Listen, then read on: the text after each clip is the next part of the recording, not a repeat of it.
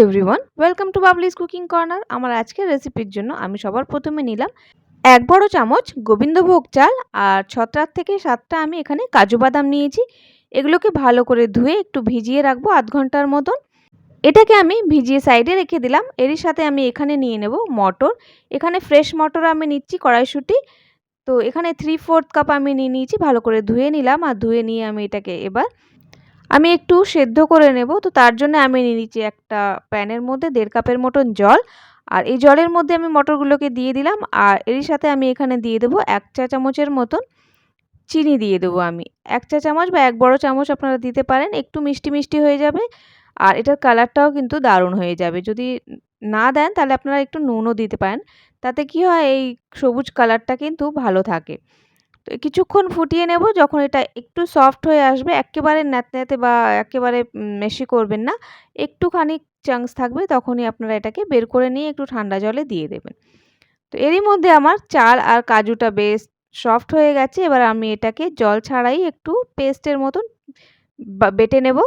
তো এখানে কিন্তু জল একটু একটু দেবেন, খুব বেশি জল দেবেন না, নাহলে এটা কিন্তু ফাইন একটা পেস্ট তৈরি হবে না।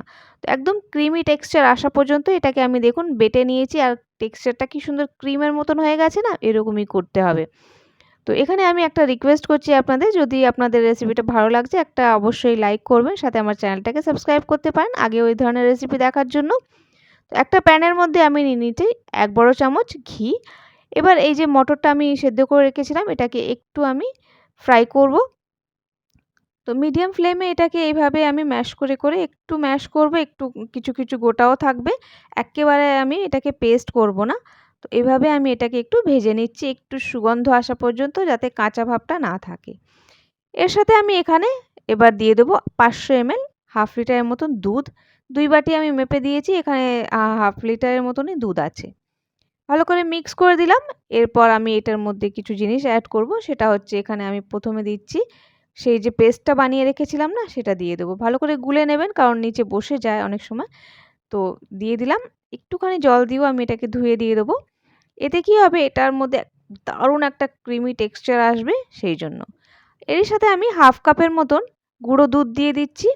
আপনারা যদি গুঁড়ো দুধ দিতে না চান, সেক্ষেত্রে আপনারা এটাকে স্কিপও করতে পারেন, তবে দারুণ টেস্ট আসে সেই জন্য দিলাম। এখানে 2টো এলাচ আমি মুখটা চিরে দিয়ে দিয়েছি।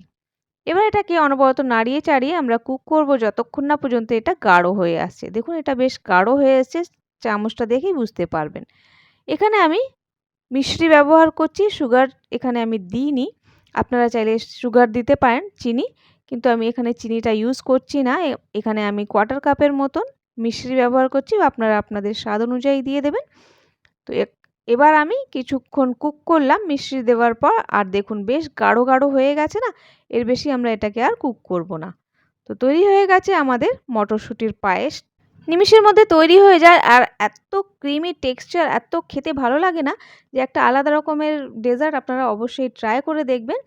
এটা আমি ফ্রেশ মটর দিয়ে করেছি, তবে আপনারা চাইলে এটাকে ফ্রোজেন মটর দিয়েও করতে পারেন, তাহলে এটাকে আর সেদ্ধ করার দরকার হবে না। আপনারা খুব নিমিষের মধ্যে আপনারা এটাকে তৈরি করে নিতে পারবেন। আমি একটু স্যাফরান আর বাদাম কুচি দিয়ে সাজিয়ে দিয়েছি, দেখতে দারুণ লাগছে না, একটা আলাদা রকমের ডেজার্ট। আপনারা অবশ্যই একবার ট্রাই করে দেখবেন, দারুণ লাগে খেতে। আর এত সহজ একটি রেসিপি যে আপনারা নিমিষের মধ্যে তৈরি করে নেবেন। আর যদি অতিথিটা আসে, তাহলে আপনারা এটাকে সার্ভ করতে পারেন। সবারই খুবই ভালো লাগবে, একটি নতুন ধরনের আলাদা ধরনের রেসিপি।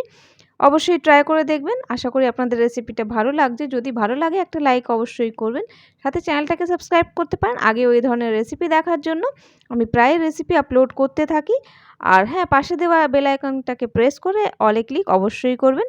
আজ তাহলে আসি, আবার দেখা হবে। বাই।